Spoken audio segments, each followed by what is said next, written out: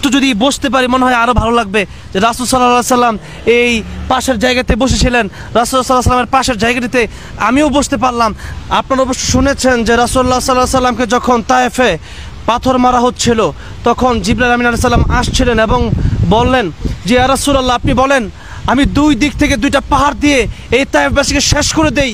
এই দুই পাহাড় কোন পাহাড় একটু আপনাদেরকে দেখাতে চাই। এই যে আমার ডানে একটা পাহাড়, আর একটু দেখেন ওই যে আমার বামে একটা পাহাড়। এই দুইটা পাহাড় রয়েছে কিন্তু দুই সাইডে আমি ঠিক মাঝখানটায় দাঁড়িয়ে আছি।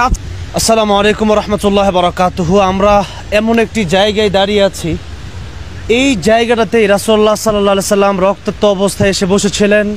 এটা এখন বাউন্ডারি দেওয়া হয়েছে। ওই যে দেখা যাচ্ছে মসজিদের মিনার, এবং অনেক আগে সিঁড়ি করা হয়েছে, এটা এখন বন্ধ করে রাখা হয়েছে। রাসূলুল্লাহ সাল্লাল্লাহু আলাইহি সাল্লামকে যখন তায়েফবাসী রক্তাক্ত করে ফেললো, তায়েফের তিনজন লিডার ছিল, ইবনে মাসউদ এবং হাবিব ইবনে আমর আরেকজন ছিল। এই তিনজন লিডারের কাছে যখন রাসূল সাল্লাল্লাহু আলাইহি ওয়াসাল্লাম দাওয়াত নিয়ে আসলো, তারা তো মানলই না, বরং সাধারণ পাবলিকদেরকে লেলিয়ে দিল যে এই লোককে তোমরা পাথর মারো। রাসূলুল্লাহ সাল্লাল্লাহু আলাইহি সাল্লামকে পাগল বলে তারা গালি দিয়েছে।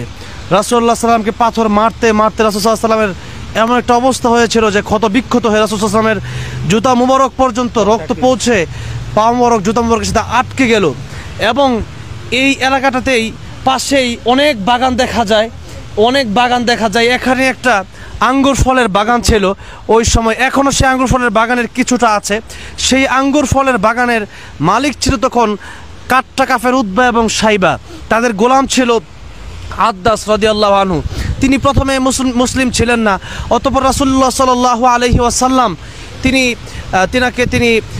যখন পানি শরবত আঙ্গুরের জুস পান করাবেন, তখন রাসূলুল্লাহ সাল্লাল্লাহু আলাইহি ওয়াসাল্লাম বিসমিল্লাহির রহমানির রহিম বলে পান করতে শুরু করলো। তখন রাসূলুল্লাহ সাল্লাল্লাহু আলাইহি সাল্লামকে উনি জিজ্ঞেস করলো যে এই বাক্য আপনাকে কে শিক্ষা দিয়েছে? রাসূলুল্লাহ সাল্লাল্লাহু আলাইহি সাল্লাম বললেন যে আমার রব আমাকে এই বাক্য শিক্ষা দিয়েছেন। তখন